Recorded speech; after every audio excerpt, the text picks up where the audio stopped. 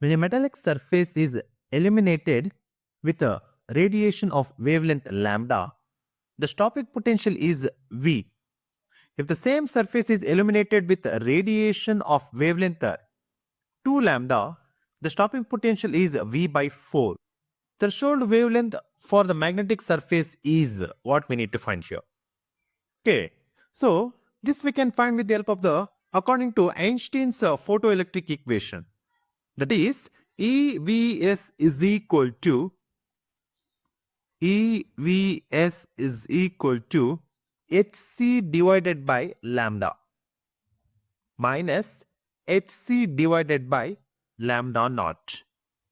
Given the equation, that is EV is equal to HC by lambda minus HC by lambda naught, then EV by 4 is equal to HC by 2 lambda minus HC by lambda naught. Then from equation 1 to from equation above equations, we can write this one as HC by 2 lambda minus HC by 4 lambda is equal to HC by lambda naught minus HC by 4 lambda naught.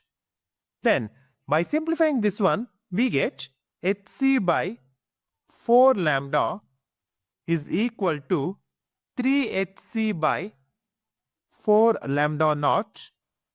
Then this leads to lambda naught is equal to 3 lambda. Then option D is the right answer.